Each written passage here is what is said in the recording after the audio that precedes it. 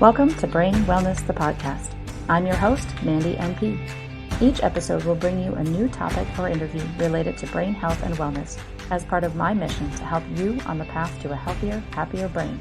So, let's get started.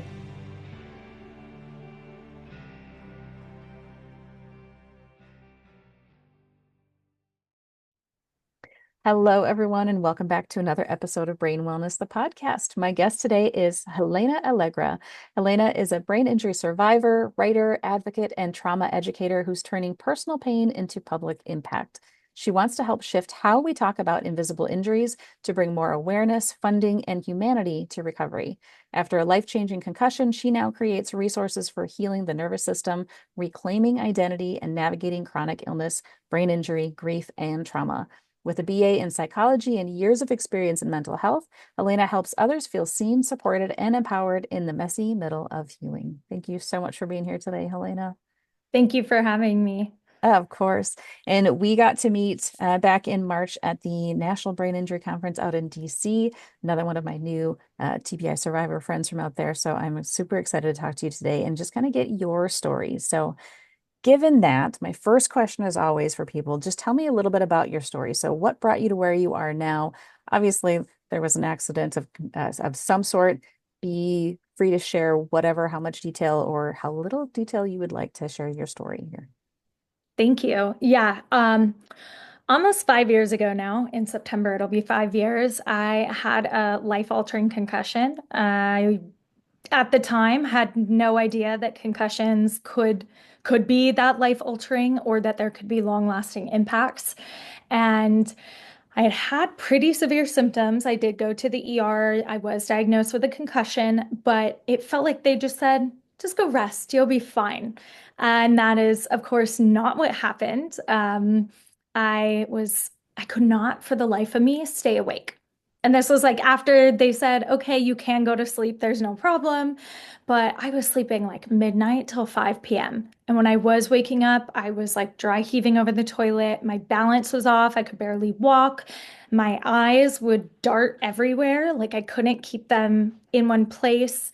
Uh, it just started to, I had delayed symptoms and I didn't remember the hit. So until later, I had that temporary amnesia, but a lot of things that I had no idea could happen. And the symptoms just lasted. Like, I remember week 2, I was like, this doesn't seem normal or like this should be happening. And I have had a history of migraines too. So initially, when I didn't remember the hit, I felt a migraine, but it felt different than my normal migraine. So I knew something was up. But yeah, and those symptoms just kept continuing. And I did go see doctors, but it felt like I wasn't getting the care that I needed. I wasn't in any rehabilitation. It was just, hey, maybe you should drop some classes because I was in school getting my BA in psychology at the time. And so one of the doctors said, hey, I think you need to scale back and not take so many classes and take care of yourself. So I did take some semesters off. You know, I was in 5 classes, went down to one, did what I could, but I still hadn't had any vision therapy. I couldn't drive the first 9 months.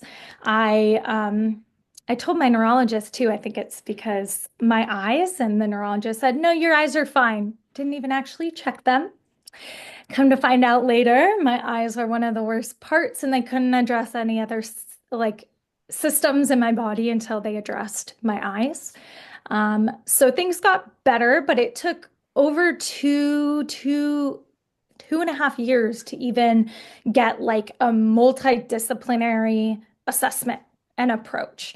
And then of course I had COVID pretty severely, which they think caused long COVID. And then, of course, had another concussion afterwards, which the concussion clinic I was at the time did say, all your progress is lost. So it's been a long, almost 5 years, and I've learned a lot and more than I ever wanted to know or could know about concussions, probably, of like all the research that's currently out there. And yeah, somehow I finished my degree during, but if you asked me to do that today, I don't know if I could right now, honestly. I feel like I delayed a lot of my healing by trying to push through. Mhm. And I think that is a common thing to have happened that we do tend to push ourselves through a little bit more. We talked before hitting record, and we both kind of had a little OCD and ADHD issues going on before there Oh too. yeah. So when you do that, you do tend to just kind of poo-poo some things, and you're like, "Oh no, I'm fine," and you push through. And I think it's been shown in the research now too that women tend to do that a little bit more than men. So here we are, living the rocking the dream with that one too. Um, yeah, so pushing through is actually not a great thing to do all the time because you're not letting yourself heal. But you Yep. don't realize it in the moment. It's not until afterwards that you look back and you're like, yeah, maybe I shouldn't have done that. And I think if I was actually informed or educated on the possibilities of persistent post-concussion symptoms, I would have done things differently. Mhm. I didn't even know, and I didn't know that I pretty much had all the risk factors for it. So between the two things, you don't know what you don't know, and I personally need to understand why something happens in order to either make an informed decision or apply it. Yeah. And yeah, I think it's definitely opened my eyes to the gap in education and maybe concussion literate providers, and even how many neurologists have no clue about concussions or PCS or anything in that realm, Yeah. which is a little scary. Yeah, yeah. Before my accident, I was a nurse practitioner in neurology for 12 years, and I thought I knew a lot about concussion, and turns out I didn't. So I feel kind of a sense of guilt for the patients that I took care of prior to because I did what I knew at the time, but it was not anywhere near what I should have. And I know that a lot of my neurology colleagues don't have as much knowledge because even in medical school, they also didn't learn much. And what they did was 15, 20 years plus ago that things have changed. And it's hard to keep up unless you stay curious. And that's part of the thing that I've tried to advocate for in healthcare is trying to advocate for my colleagues to be curious and look into things that they didn't know about before. And because a lot of them don't know that post-concussion syndrome is a thing and that those symptoms can last. Yeah. And did you feel like, I mean, of course, experiencing it is different. Mhm. Um, but did you feel like from what you knew before and how you were addressing patients that, that matched what you were taught in school? What I did was matching what I taught. What I know now is not at all what I was taught. So, years ago, we thought that most people would get better within 3 to 4 weeks, and hardly anybody had long-term symptoms, and it wasn't a thing. You didn't have to worry about how hard you hit or anything else, because unless you had a bleed, that's the only really real time you had to worry about it. But so many people have issues without having a bleed, and well, you know what? It only turns out that only about 10% of people that have a concussion actually hit their head. So now that we know these things, and lose only 10% lose consciousness, like it's so many so many things are opposite of what I was always taught. It was you had to hit your head, you had to lose consciousness, and that was a head injury. Anything else was just a concussion and you were fine. Oh, yeah. I didn't even know that a concussion was a traumatic brain injury. And Mhm. I feel like, yeah, they gave me the little printout sheet at the ER, but I couldn't read. Like, Yeah. I didn't know which way was up or down, let alone being able to read that. And I don't recall if it even said a concussion is a traumatic brain injury or a brain injury in general. Yeah. Yeah. I'm a little jealous that they told you had a concussion because I left the emergency room not being told I even had one. I was told it was soft tissue injury, and that was it. Wow. Yeah. So how long did it take you to find out after the fact that it was a concussion? So thankfully, I had all those years in neurology, and I had colleagues that I knew and reached out to one of them that because the accident happened on a Thursday night over the weekend, I sent a message to one of the docs I used to work with. And I'm like, hey, I still have this massive headache. We were in a car accident. Can you check me out and just see if I got a concussion? And I had no idea that my eyes weren't tracking together whatsoever. I couldn't even stand up straight with my eyes closed. Like I was all over the place. And he asked me if I realized that I had those things going on. And I said, nope, nope, not a clue. I had no idea. So I was in for a world of learning moving forward because I had no idea. And I felt like, I worked in stroke prior to my accident, and I felt like a stroke patient because I had no idea that I even had deficits. Nothing. It's so weird how that can happen. Mm-hmm. Mine were so severe initially that I knew something was wrong. But I think when I got back into school, I didn't realize the deficits were as bad as they were until I did a neuropsych evaluation, which was not even until that was December. So not even 6 months ago. Yeah. Um, Wow. so I knew something was going on. I knew I had deficits. I knew school didn't feel like it used to before. And I got so lucky. Like by chance, my academic coach happened to also have PCS, and she had tons of strategies and tons of ways to work with it. But I didn't even talk about um, my concussion to anyone really. I mean, my dad had had an AVM burst, and so he was the first person I got to ask questions like, "Hey, do you feel this way on a daily basis?" And then he wound up having brain injury and brain injury complications after the fact, after the AVM. And Gosh. he wound up passing during my time of dealing with head injury. So I think I kind of pushed my symptoms aside to, deal with the hospitals and communicate with doctors out of necessity. Um, but he was the first person I got to connect with and ask those questions. And I still wish I got to ask more, but it wasn't until fast forward I got back into school and I, by chance, had that amazing academic coach. And she was like, I deal with this too. And she had so many strategies, but if it wasn't for her, I don't know if I would have been able to like get through school or do any of those things. Like I think she pointed out some deficits or trouble I was having that I couldn't even see. Yeah. Um, so I knew something was off, but I didn't understand the extent of it. Yeah. Yeah. So you had so many things go on in these last 5 years. Oh yeah. Uh, I know this is going to be a really tough question then. What were some of the like most difficult things that you had to deal with along the journey? I mean, part of it was my own grief for feeling different and feeling like, oh, why can't I do this thing that used to be easy for me? Or why does school feel that much harder? But simultaneously, because I dealt with so many losses, I think, like, honestly, I stopped losing count at like 13 people in my Okay.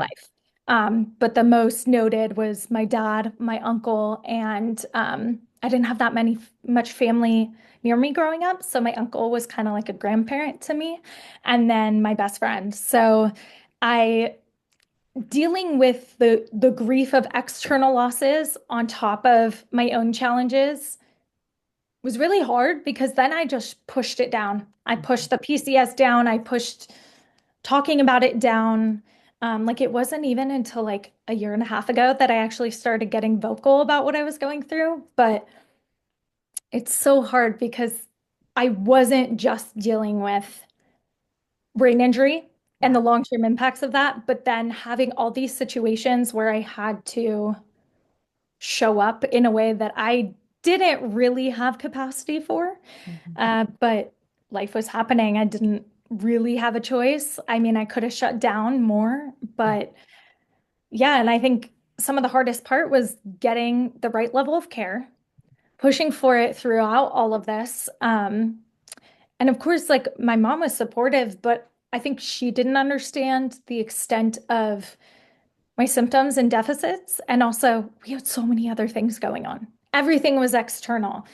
And then another hard part, one in access to care, also ones that would take my insurance. Like if I did find a multidisciplinary approach, um, I didn't even have the mental capacity though to do that research. And I didn't even have the time between memorial services and trying to figure out school and finances around school of like, is it cheaper if I just push through and try to get it done or take the time off? And then also just how much has changed for me as a person. Like there isn't a part of my life that brain injury hasn't touched. My personality. But I was living in Colorado mostly at the time doing my degree. So the people that have known me my whole life didn't necessarily see it up close. And now that I've moved back to California and have been talking to my childhood friends, they've seen more of it that they've said, yeah, we noticed the differences too. But I hit it pretty well initially.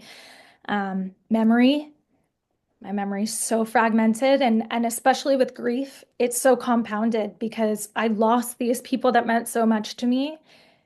And I know they meant so much to me, but I don't necessarily have a lot of memories to back that. Um, yeah, dreams, future plans, life change.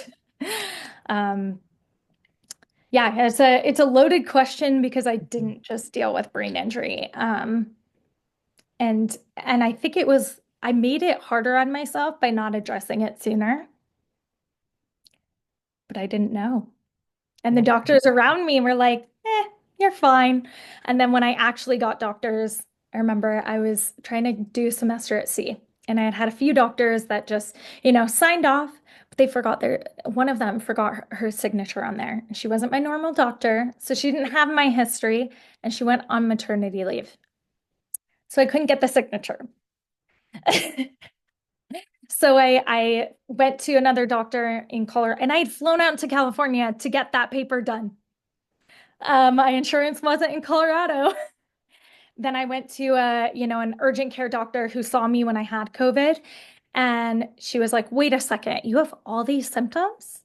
I can't sign off on this. Like, you need rehabilitation. And she was the first doctor to actually say, you're not okay. And if you're on a boat, if you get dizzy and you hit your head again, like that's that's so dangerous. So a lot of that too was getting doctors to see that because I got so good at hiding my symptoms and covering them up from the outside world that a lot of doctors were just like, yeah, you're fine too. Mhm.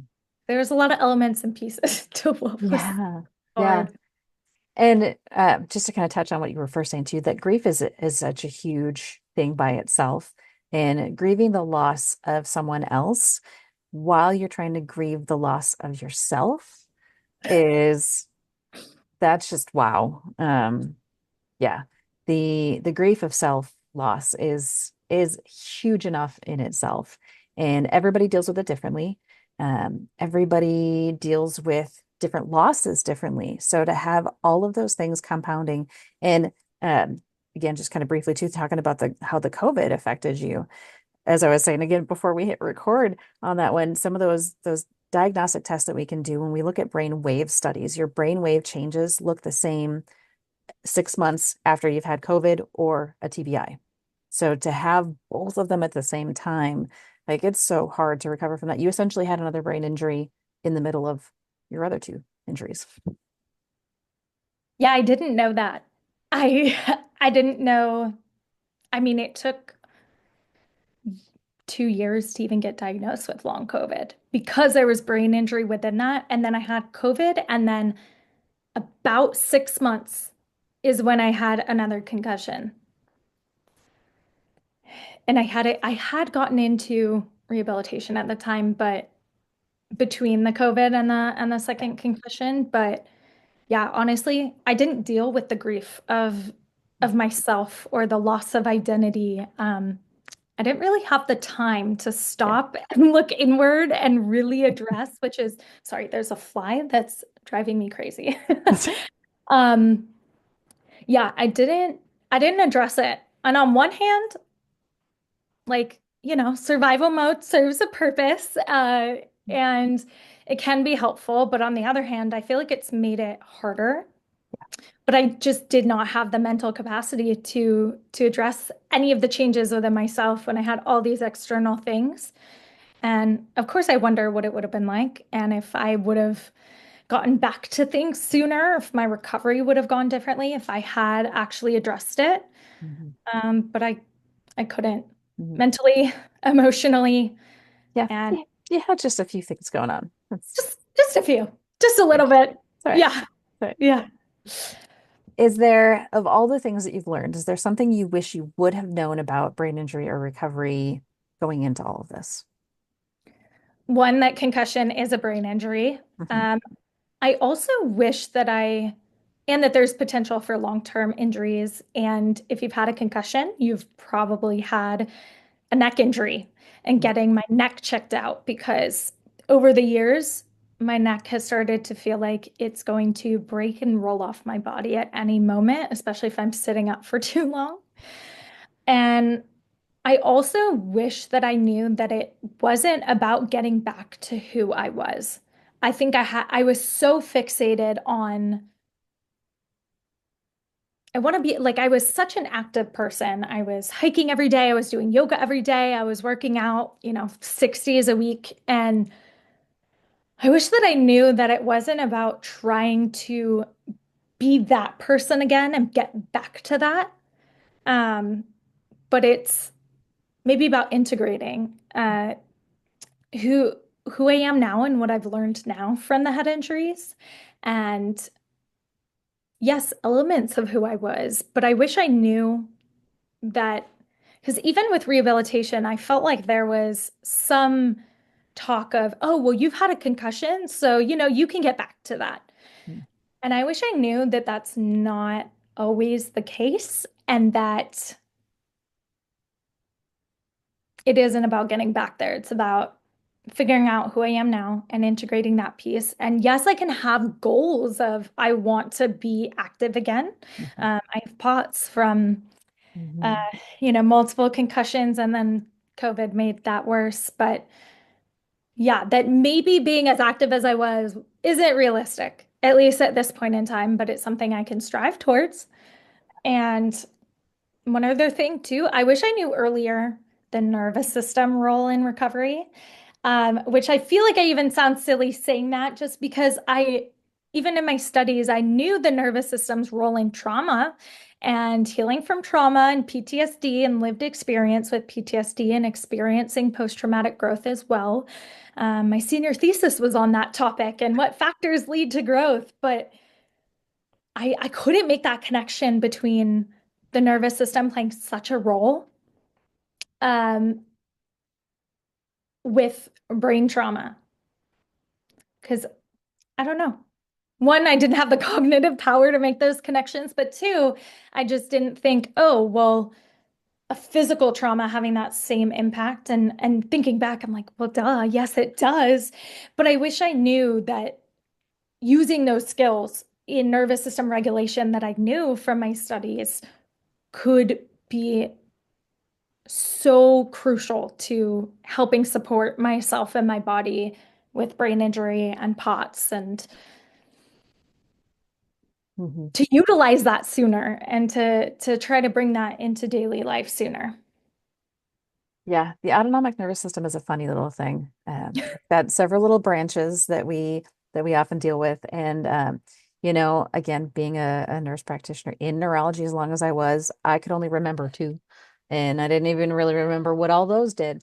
But the sympathetic and the parasympathetic. I mean, sympathetic we think about all the time with fight or flight, and we kind of Right. end up in this constant fight or flight mode. But you need that parasympathetic to calm things down, which is where breathing techniques and everything comes in handy for any kind of trauma recovery. But then there's a third little branch called the enteric one. And I had a lot of gastric upset for a long time and couldn't even think about why until I finally, when I was able to start reading little bits of things again, I'm like, oh, yeah, that's a thing. Yeah. So, yeah, so don't feel bad about not remembering it from school because I didn't either, and that was my job. So, yeah.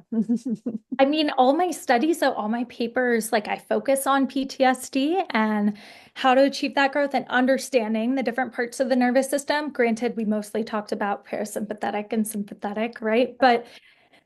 And it makes sense, like that our nervous system will always choose survival over joy.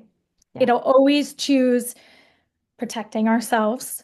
And that plays a role in the negativity bias too. And I think that's been big part of my recovery too is how do I find things to be grateful for? And that's not to denote or take away how insanely difficult this process has been. But to really let myself go to those negative dark places and let myself grieve and let myself feel how much it sucks Yeah.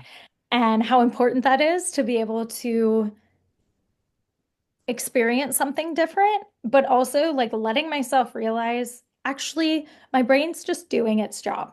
And its job is to have that negativity bias because that's, evolutionary psychology and biology that it primed our ancestors to take care of themselves and be aware of danger and it helped them survive. But nowadays, we don't always need to be hyper vigilant. Mhm. And I didn't realize how much I was stuck in that until giving myself a second to pause and starting to lean into things like breath work or movement. And some movement is difficult with the POTS. So Mhm. breath work has been huge for me in that. And but yeah, Yeah.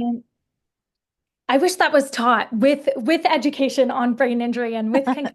I wish that automatically, there was some type of education around nervous system and that role in even POTS or any type of dysautonomia that can come with brain injury.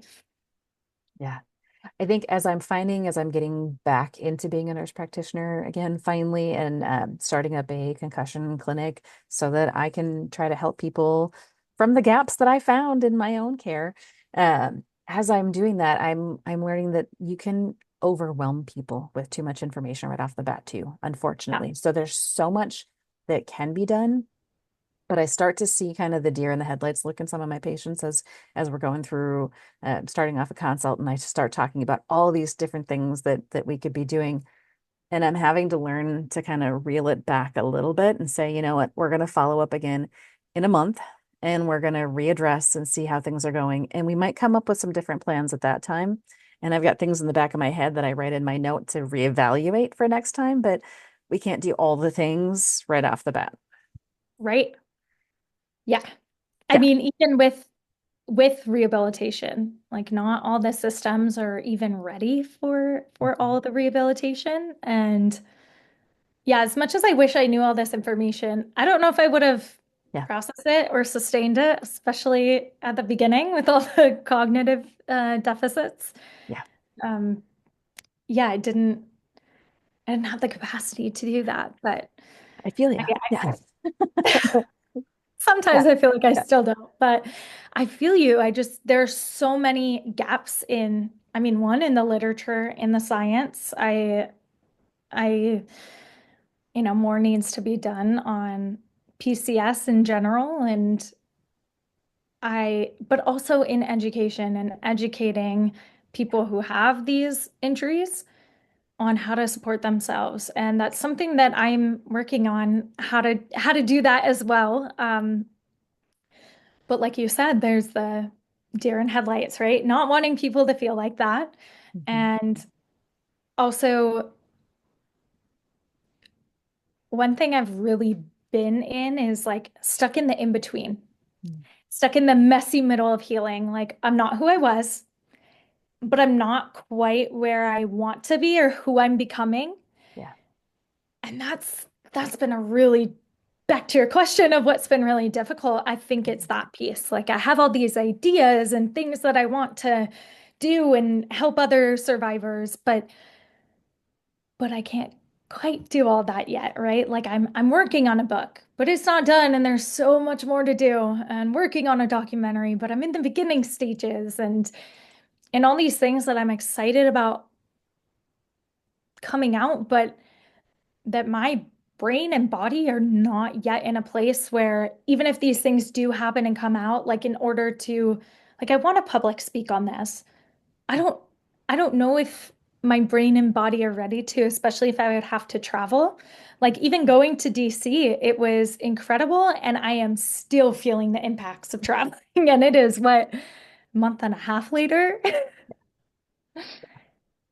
Yeah, Yeah. it takes a lot longer to recover from things than it used to. And yeah, so I feel you on that one too. Because as I get back to work, I'm not back full time. I'm still not back to what I was. So that being stuck in the middle part, I totally identify with right now. Because I have all of these thoughts that are swirling around in my head and all the things that I would love to do with my clinic. And I want to be all the things to everyone. But at the end of my day, I only work 2 days in a week right now. And at the end of those days, I'm excited, but I'm exhausted. Like I can't do that and exercise or that and go out to do something socially at the end of that day that's work. And then I come home and maybe make a light dinner for my family, but it's not going to be anything extravagant. So there's not multiple things happening in a day anymore. I did push myself and ran a half marathon recently. I didn't know if I was going to get to that point. Hit my wall at mile 12, and almost 2 weeks later, I'm still reeling from that one. I tried going for a run the other day again and hit my wall at 5 miles because my body just can't recover the same as it used to. So yeah, that being that I love how you said the messy middle because that's exactly what it is. It's messy and you're not where you want to be, but you're not where you were. Hmm.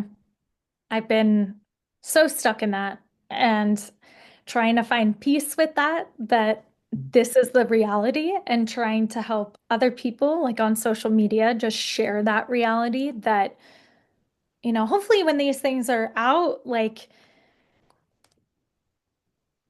hopefully when these things are out, hold on one second. Mhm.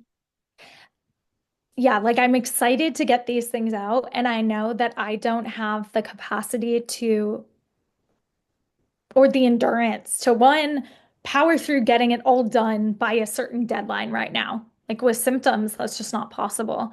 And also, I'm getting back into neurorehabilitation and hopefully a even more thorough one than I had the last time. And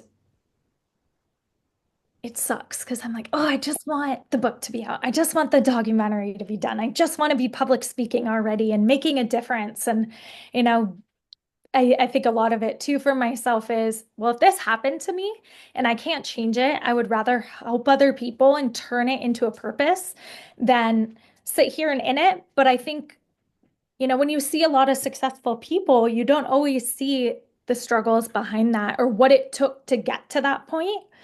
And that's something that I'm trying to shed more light on is that, hopefully these big goals of mine that weren't goals before, by the way, Yeah. like that injury did change what my life goals would look like. Like I thought I would be going to grad school, and who knows if that'll be in the cards or not still. I mean, there's a part of me that wants that, but there's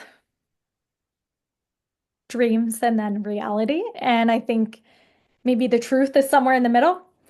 And I keep telling myself I'm not there yet. And that's what helps me on the really difficult, literally messy middle Yeah. days is like, I'm not there yet. Yeah. And what can I do just for today to be one step closer to that?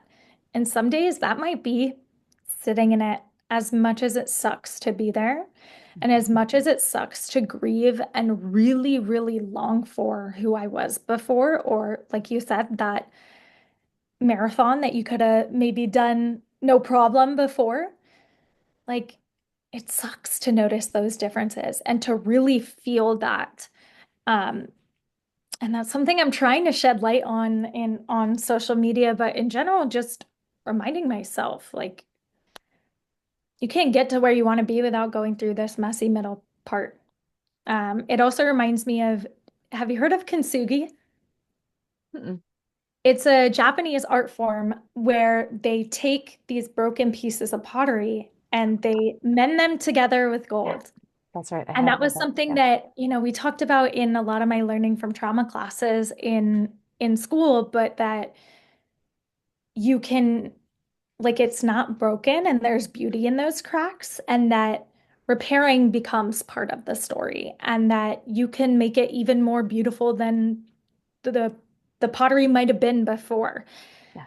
But there is there is that time it takes one to put it back together and then to see it and then to actually be able to acknowledge the beauty in the pain or the beauty in the cracks or in the gold, if you will, with kintsugi. Mhm.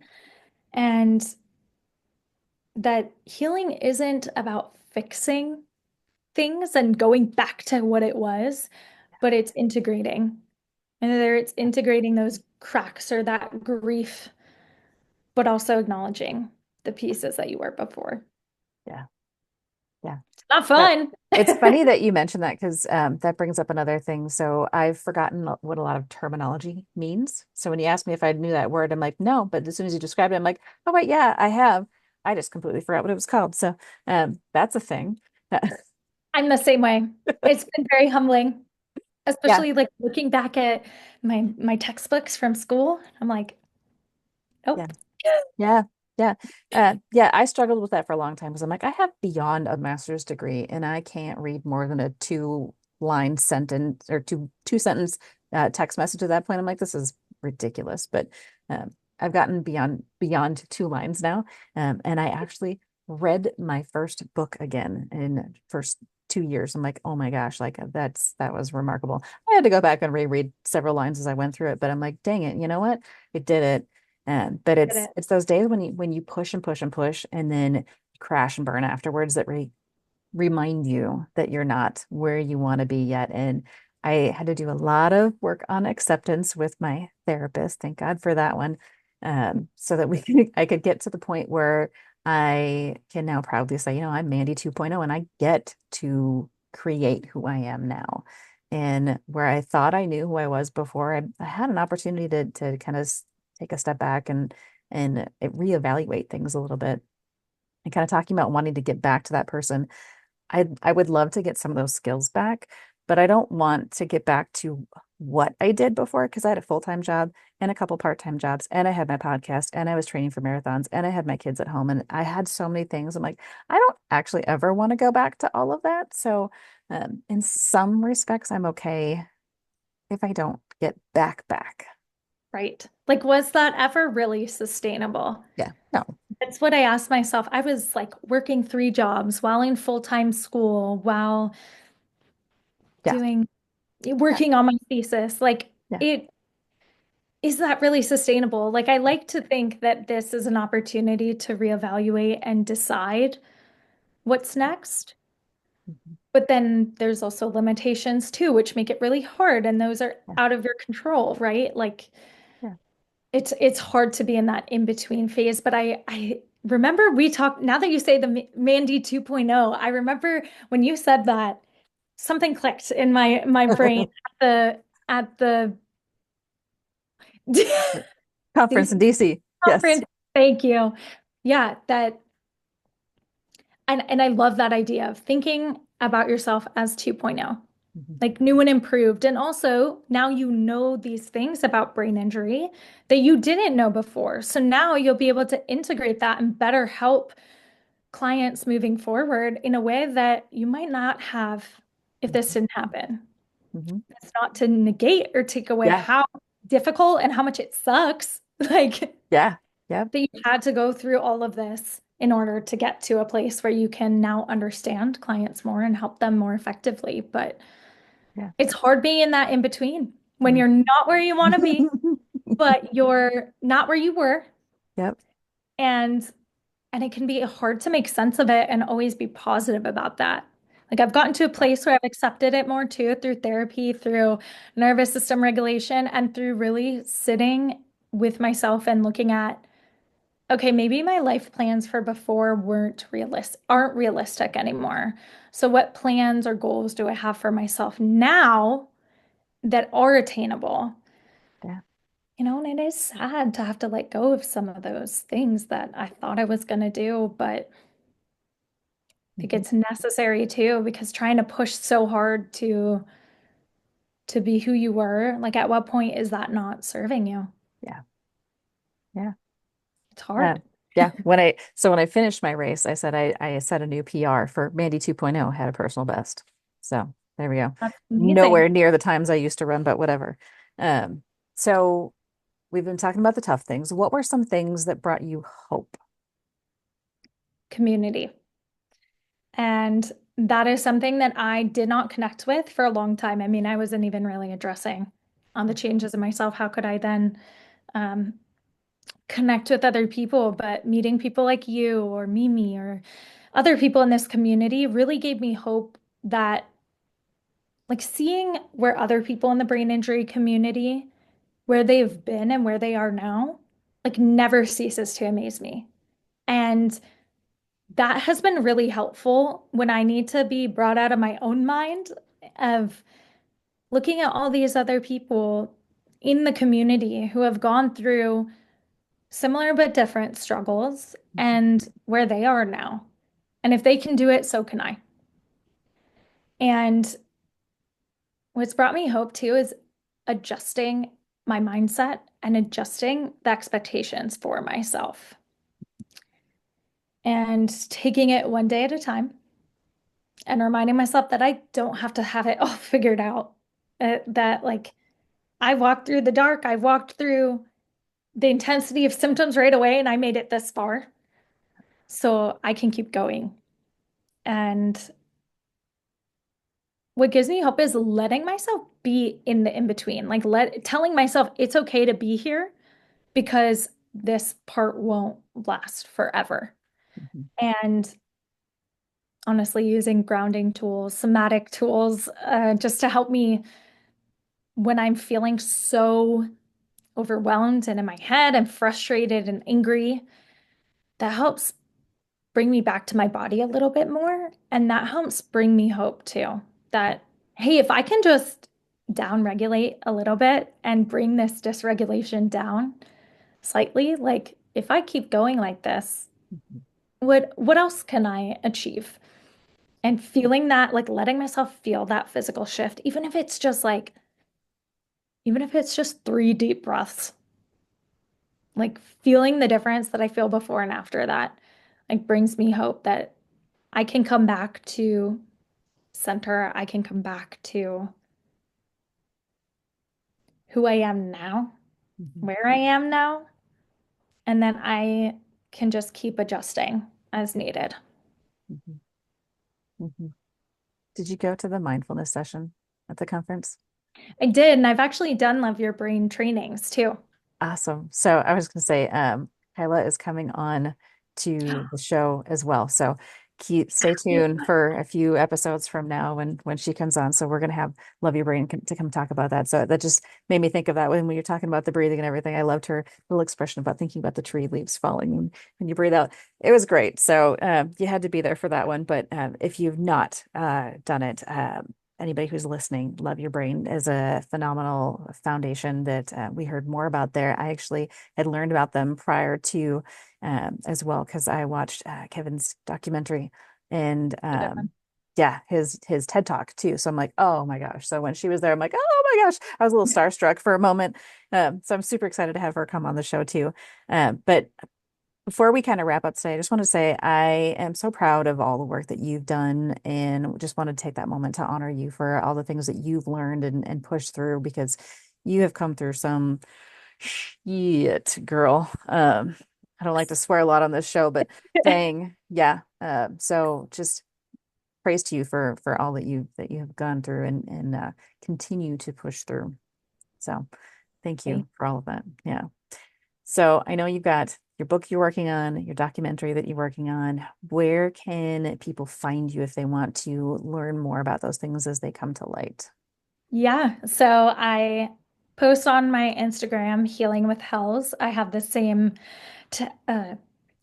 same name for TikTok, and I'm working on a website. It is not published yet, but it will be helenaallegra.com. And then I'm hopefully going to start teaching some yoga classes that are brain injury informed because of Love Your Brain. Mhm. And then book, that announcement will be on Instagram and the website when it's ready, and documentary that too. Will all be published on and mentioned on the social media accounts and the website. Very cool. Very cool. So, as we wrap up today, any last words of wisdom you would like to share, either to survivors or caregivers or whomever, whatever calls out to you at the moment? So much. But even if you feel like you're unraveling at the seams or that there is no hope and that things will be this dark forever, I just want to remind you that it is a process and it's unbecoming who you were and integrating where you are at now to be able to do something different and live some way different. And although it's so difficult, when you actually lean into it, there might be some blessings or differences in yourself that you actually might be really proud of or realize you needed that lesson. Not to make everything a lesson or that everything has to be, because it is hard. And I just want to keep reiterating that piece, but to keep going, to reach out to community, connect with the community and survivors. And that also reminds me, I do have a PCS support group that I created that you can find the link to sign up in my bio on Instagram. And then that will also be on my website once my website's published. You will be able to get that there too. But connect, connect, connect, and educate yourself as much as possible about what's going on in your brain and in your body and ways to support yourself. I know that definitely helped me shift my perspective and just how I felt on a day to day and even how I went about my day. Um, Even starting something like a routine was so hard between ADHD and planning and organization issues, but it really helps to make that difference and that, even though it doesn't feel like it, your mindset is ultimately up to you, whether you have a fixed mindset of this sucks, this is terrible, and it will always be this way, Mhm. or a growth mindset, which also involves acknowledging everything, all the parts of it. It's not just everything's good and this is where I'm going. That was a very long-winded way of just saying healing isn't about getting back to who you are. It isn't about erasing all of it, but it's about integrating everything together. Mhm. Mhm. Perfectly stated and a great way to end the show. Thank you so much for being here today, Talina. Thank you so much for having me. Thanks for tuning in to this episode of Brain Wellness, the podcast. If you enjoyed this episode, I encourage you to subscribe, like, and share this with others to help me continue on with my mission to help people live healthier, happier lives. Go to www.brainwellnesssolutions.com to see what I'm up to and get links to all the social medias there. See you next time.